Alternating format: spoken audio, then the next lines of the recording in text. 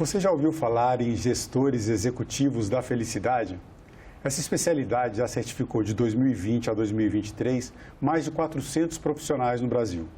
Para os especialistas, a felicidade do trabalho está associada não apenas à produtividade, mas principalmente à sustentabilidade das empresas e das carreiras profissionais. Quem está no Cidadania para falar sobre a gestão executiva da felicidade é Carla Furtado, pioneira da área no Brasil e diretora do Instituto Feliciência. Carla, muito bem-vinda ao Cidadania. Obrigado pela sua presença nos estúdios da TV Senado. Obrigada, Marcela. É um prazer estar aqui no Cidadania para falar sobre felicidade no trabalho. Importante assunto, né? Muitíssimo. O trabalho ocupa muito tempo das nossas vidas, então é bom que a gente tenha alguma satisfação, né, ou muita satisfação com o que a gente faz. 90 mil horas, cerca de 90 mil horas na vida. Olha, a gente pensa nas 8 horas diárias, às vezes mais, às vezes um pouco menos, dependendo de cada área. 90 mil horas, esse somatório dá uma dimensão de quanto tempo a gente aplica da nossa vida para o trabalho. Mas me diz, quando surgiu essa especialidade de gestão executiva da felicidade? O nome é em inglês, você pode falar para as pessoas o nome em inglês, que a especialidade ela surgiu fora do Brasil, mas desde quando ela existe como uma área específica, uma área profissional específica? Eu também fico muito confortável de usar o termo em português, o gestor executivo da felicidade. Sim. O termo em inglês, porque surgiu na Dinamarca, é Chief Happiness Officer, numa analogia ao CEO. Então, se a gente tem um Chief Executive Officer, que é o número 1 da organização, é o chefe executivo. Quem é que está cuidando da felicidade e do bem-estar das pessoas? Então, foi essa analogia que foi usada na Dinamarca em 2003, quando foi criada essa formação. Mas é importante a gente entender que ela não nasceu assim, do nada. A gente tem um movimento significativo na psicologia ortodoxa, na psicologia mesmo tradicional, convencional, que nasce nos Estados Unidos em 1998, que é a chamada psicologia positiva, que é o estudo, entre várias outras coisas, da felicidade e das organizações positivas, os sistemas humanos positivos, a família, a comunidade, o país e as empresas também. Então, começou ali em 2003, já nessa onda do olhar da psicologia de 1998 para cá, também olhando para aquilo que funciona com o ser humano, não só para as limitações, para as doenças e para o sofrimento. E aí, quando você fala em psicologia positiva, no caso das empresas, dessa área de formação, é a psicologia organizacional especificamente? A gente tem, dentro da própria psicologia positiva, ela foi se sofisticando muito, a gente tem 25 anos de psicologia positiva já no mundo, e surgiu a psicologia organizacional positiva, que vai orientar as pessoas que vão estudar e se especializar nessa área a olhar para o que funciona, entre várias coisas, mas olhar para o que funciona com as pessoas. Isso não é do nosso tempo, não é da nossa cultura, eu diria da cultura ocidental, olhar para aquilo que funciona. Então, se a gente olhar um pouquinho assim para a história, desde a escola, pouca atenção é prestada, pelo menos eu vou falar da minha geração, pouca atenção era prestada para as boas notas, mas o olhar era sempre para o gap. E a gente vai ver isso se repetir também na organização, e isso fica um pouco introjetado na gente. A gente acaba olhando para aquilo que não funciona e o que é que eu tenho que... E a psicologia positiva organizacional vai trabalhar com um pilar chamado forças de caráter, que é a identificação daquilo que funciona em mim, em você, que vai ser diferente e de que maneira o líder, que aí também falando da psicologia positiva organizacional, vai ser capacitado dentro de um modelo que se chama liderança positiva, e uma das coisas ele precisa aprender a olhar para as pessoas a partir daquilo que funciona com elas. Quando você falou em gap, aí seria, por exemplo, o caso de um aluno que tem mau desempenho, ou então de um profissional, de um colaborador ou colaboradora dentro de uma empresa que não corresponde às expectativas, é isso que você... A deficiência, né, Sim. Marcelo? A gente pega o currículo, as notas de uma criança, por exemplo, e muitas vezes a tendência é olhar para aquela nota na qual ele não performou bem. E valorizar muito aquilo. E hipervalorizar. E, claro, ele precisa se desenvolver, claro, ele precisa aprender, mas a gente sabe até dentro de uma outra vertente da psicologia positiva, que é a educação positiva, que a criança se desenvolve melhor quando ela é reforçada positivamente, quando ela tem ali a sua autoestima sendo desenvolvida. E se a gente apontar só para naquilo que ela não é boa, a gente está perdendo a oportunidade de fortalecer o que funciona muito bem com ela. E isso vai se repetir, porque, infelizmente, as nossas escolas são pequenas empresas. Elas têm uma abordagem ainda muito da empresa, da performance, do sucesso, de como é que essa criança, esse adolescente vai performar na vida profissional. Acho que tem outras coisas para a gente pensar também, além disso, né? Agora, quando é que chega ao Brasil essa especialidade, e daí ela vem e ganha esse nome de gestão executiva da felicidade ou gestores executivos da felicidade? Bom, 2020, para ser bem exata, na semana em que foi anunciada oficialmente a pandemia.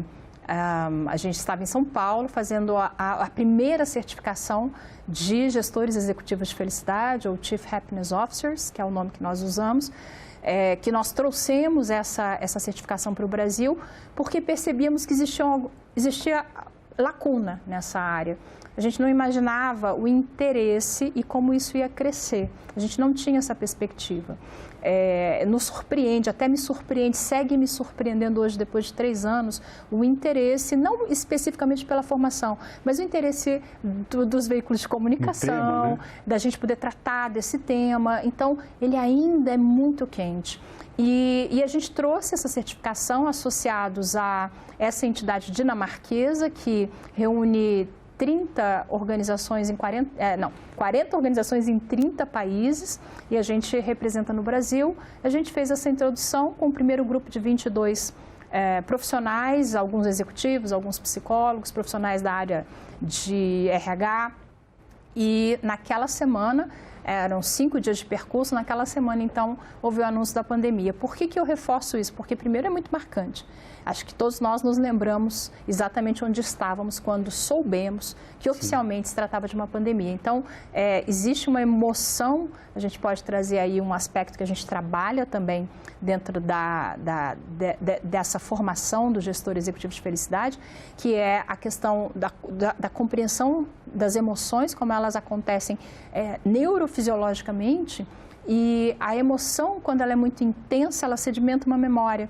Então, abrindo um breve parêntese para dizer assim, que eu me lembro porque foi uma emoção intensa. E no trabalho, para fazer essa ponte, no trabalho, uma das coisas que a gente também orienta existem emoções de valência negativa que não precisam acontecer. Então, a gente precisa compreender como essas emoções, como elas funcionam no nosso organismo. Um processo de depuração aí, né? De selecionar exatamente. O que é bom, o que é ruim. Exatamente. E procurar tirar um pouco o foco, às vezes até não deixar acontecer o que não precisa, porque emoções elas vão acontecer, positivas, sim, negativas, mais intensas, menos intensas. Mas há coisas que são evitáveis. Exatamente, principalmente nas relações. Mas para completar essa questão da pergunta que você me fez quando chegou, naquela semana a gente tinha uma perspectiva. Nós no Instituto Felicência a gente tinha uma perspectiva. Pode ser que isso desperte o interesse no Brasil. Tínhamos uma turma completa. Era promissor, nós não imaginávamos um aspecto, o quanto seria fundamental, quando aquela semana acabasse, cuidar das pessoas nas organizações. Não apenas pela felicidade, mas todos nós sabemos, especialmente pela saúde mental. Foi um aspecto dos mais afetados. Exatamente. Por profissionais, nas escolas, especialmente os adolescentes. Essa parte da saúde mental em famílias foi bastante afetada, foi bastante impactada pelos efeitos da pandemia. Agora, nesse contexto em que vocês começaram a trabalhar com a formação de gestores executivos da felicidade, foi um contexto também que houve uma mudança do formato do trabalho, que hoje permanece para muitas carreiras, nem todas, algumas voltaram ao modelo tradicional, mas o teletrabalho chegou para ficar. O teletrabalho, dentro dessa perspectiva da gestão executiva da felicidade ou desse trabalho de fortalecimento do bem-estar profissional, ele traz mais resultados positivos? Foi mais desafiador para vocês que são da área ou ele veio como uma solução benéfica e melhor para a felicidade, para a satisfação dos profissionais que se encontram nessa modalidade de atividade profissional? É uma conversa complexa, então vou trazer alguns pontos importantes. O que nós sabemos, aí do ponto de vista dos estudos e das pesquisas. Nós sabemos que a flexibilidade, ela promove bem-estar. Então, essa possibilidade do trabalhador trabalhar remotamente, se assim ele deseja e se é favorável para ele, para o estilo de vida dele. O trabalho híbrido, então a negociação de uma carga horária, a flexibilização dentro de uma carga muito regular de 40 horas por semana, que acontece ali a partir de um diálogo entre o colaborador, o trabalhador e o líder imediato, isso traz imenso bem-estar. Contudo, nós não podemos imaginar que teletrabalho, por exemplo, seja a panaceia para o bem-estar e para a felicidade na relação do trabalhador com a sua atividade laboral. Porque existem muitos outros elementos. Então, esse é um cuidado que eu acho importante. Sabemos sim, flexibilidade é necessária. 2, não há uma solução específica para todo mundo. Claro. Então, não adianta uma pessoa que está em teletrabalho, que tem sobrecarga de trabalho. Sim. Uma pessoa que está em teletrabalho, que não tem uma relação saudável com a sua equipe e com o seu líder. Tem várias coisas, né? No caso do teletrabalho mesmo, algumas pessoas se encontraram numa situação mais confortável para trabalhar em casa, outros tiveram, a maior parte, né, de nós que entramos em teletrabalho, também entrei em teletrabalho nesse período, tivemos que nos adaptar a uma realidade nova sem estarmos nos preparando para isso. Então, foi todo um ajuste dentro de um contexto familiar que, para muitas pessoas, não foi exatamente algo benéfico. Me parece que o que você apontou em relação à flexibilidade seja justamente essa chave que faz com que o teletrabalho ou o trabalho híbrido seja melhor para algumas pessoas do que para outras. Mas, voltando na questão mais específica, né, dessa carreira, como é que começa essa jornada do profissional, um profissional que se forma, um gestor de RH ou uma liderança que se forma dentro dessa especialidade e aí ele vai levar isso para a empresa. Por onde começar? E qual o passo a passo para começar a implementar uma estratégia de felicidade dentro de uma empresa ou de uma organização? Bom, no melhor dos mundos, assim, que ele tenha um patrocínio da alta gestão. Esse é um ponto importante, que a alta gestão, quem tem a caneta para tomar as decisões, entenda e apoie essa iniciativa. E os passos devem ser dados por esse profissional, por esse gestor executivo de felicidade, devem ser dados do tamanho do apoio que ele recebe. Uma coisa importante a gente entender, quando a gente toca no tema felicidade, a gente mobiliza as pessoas. Então, a gente não pode começar e voltar. Tem que ir dando passos pequenininhos para compreender como as pessoas, como é o apoio da empresa e como as pessoas recebem essas iniciativas. É uma área extremamente complexa também, porque você precisa fazer um diagnóstico. Esse é o primeiro ponto. O que nós sabemos também a partir da ciência é que você não faz nada antes de perguntar às pessoas como elas se sentem. Então, não é o projeto que deu certo na empresa A ou algo incrível que eu vi numa grande multinacional que vai funcionar com a minha população, com o meu agrupamento dentro da minha organização. Então, o primeiro ponto é usar instrumentos também validados cientificamente de aferição do bem-estar, da felicidade, da saúde mental. Eu estou abrindo aqui esse leque porque às vezes há organizações que falam, Carla, a gente não consegue falar de felicidade ainda na minha empresa. Eu falei, mas dá para falar de bem-estar? Então vamos pelo caminho do bem-estar. Então, de forma assim, muito, muito simples, Marcelo, o mais complexo e amplo é a saúde, contém a saúde mental, contém o bem-estar e dentro do bem-estar está a felicidade. Então, a gente escolhe os instrumentos para fazer esse diagnóstico e entender o avesso da felicidade, ou seja, quais são as vulnerabilidades desse meu grupo, dessa população, quais são as necessidades, onde é que há mais desconforto, onde é que a gente pode começar a atuar, olhar para o avesso, entender aquilo que precisa ser feito imediatamente.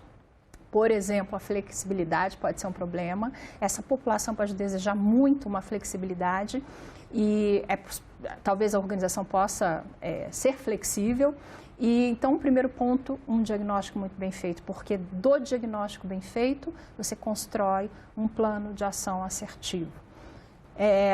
O que é felicidade nessa organização? A gente tem vários conceitos de felicidade. E é importante que a organização decida como ela vai abordar a felicidade. Essa educação da felicidade dentro da organização, ela exige uma repetição constante. Muitas vezes a gente precisa dizer o que é essa felicidade que a gente está trabalhando. Eu me lembro uma reunião num comitê de uma organização, comitê de felicidade, e chegou um dos participantes e falou, puxa, eu estava almoçando com um colega e ele disse, esse negócio de felicidade, o sistema não para de cair. Eu falei, mas o sistema é um problema de uma outra natureza. A gente tem que repetir de novo o que é essa felicidade que a gente está tratando aqui. É uma questão muito subjetiva quando a gente fala em felicidade. Para uns é uma coisa, para outros é um conceito diferente. Há quem diga que a felicidade é um estado de espírito, há outros que falam não, que a felicidade é um estado permanente. Isso realmente é muito subjetivo. Agora, vocês usam indicadores, dados, como aplicar dados, indicadores, como metrificar a felicidade dentro de uma organização, sendo que parecem coisas muito distantes, né? A gente fala de um conceito muito pessoal, que fala de emoções, e aí você passa isso para uma área que nos parece mais fria, em dados, indicadores, métricas, como juntar essas coisas dentro de uma estratégia para a aplicação de felicidade ou de bem-estar dentro de organizações? Por isso que é importante definir qual é o conceito, na verdade, a gente vai usar. Construto, que é um conceito teórico-científico que você está usando no seu projeto. Eu vou falar o mais usado dentro da psicologia positiva, que é são dois elementos, uma percepção de bem-estar e a sensação de que a vida tem sentido e vale a pena. Para a gente fazer uma breve anatomia aqui desse construto, mais emoções positivas que negativas. Aí aqui eu já estou dizendo que existe uma forma, aliás, várias formas de você aferir como estão as emoções dessa população, os afetos, se eles são mais positivos, mais negativos, como eles estão acontecendo. Então, isso aqui já é um caminho. E eu falei sobre sensação de bem-estar e também percepção de que a vida vale a pena. A percepção de que a vida vale a pena é um assunto também que a gente tem conversado muito nos últimos anos. Propósito, sentido de vida e propósito. Também há formas de você fazer esse tipo de aferição. Então, depende de como ficou definido no início do projeto a felicidade, porque a partir da definição você vai localizar dentro do arcabouço considerável de instrumentos que têm validação científica, inclusive no Brasil, para você selecionar os instrumentos que vão ser usados ali. Em alguns momentos, especialmente na pandemia, eu recomendava imensamente que, a gente está numa grande crise, não deixe, quando me perguntavam que instrumento usar, não deixe de usar um instrumento de aferição de sofrimento. Quando você está atravessando, como obviamente uma pandemia sem histórico para para as gerações vivas, você precisa entender como está o sofrimento dessa população, desse grupo. A gente faz também, por exemplo, dependendo do momento, rastreamento de ideação suicida, que as áreas de saúde mais estruturadas já fazem dentro das organizações. Então, a gente faz uma seleção de instrumentos. Nesse momento, eu estou conduzindo uma pesquisa com uma organização e a gente, junto com eles, nós fizemos a seleção de 3 instrumentos. Então, isso é importante, como é o projeto, como é o desenho, ouvir a organização e fazer a seleção. Engajamento no trabalho. Engajamento no trabalho é um construto de felicidade no trabalho. É ótimo para a empresa, mas quando eu vivo essa experiência de engajamento, é uma experiência de profundo bem-estar para a gente.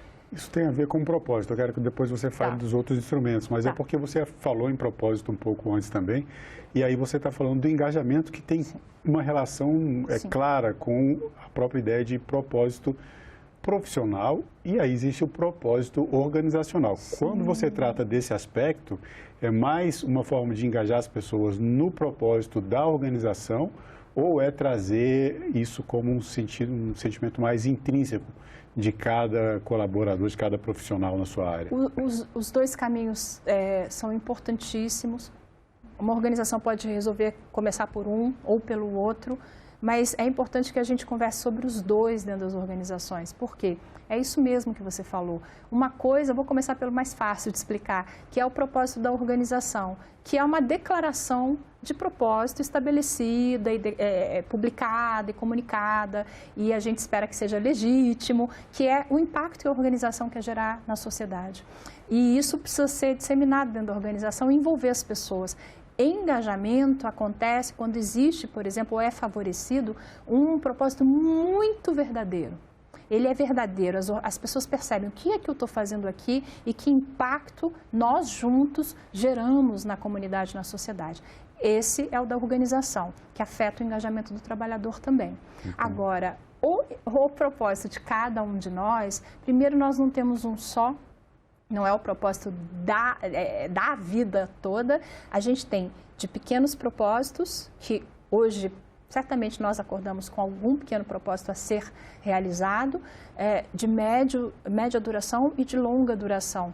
E o mais importante para a gente identificar brevemente o que é essa ideia de propósito, é o impacto também que nós geramos a partir da nossa presença, da nossa existência, da qualidade da nossa atenção e daquilo que a gente faz também no trabalho.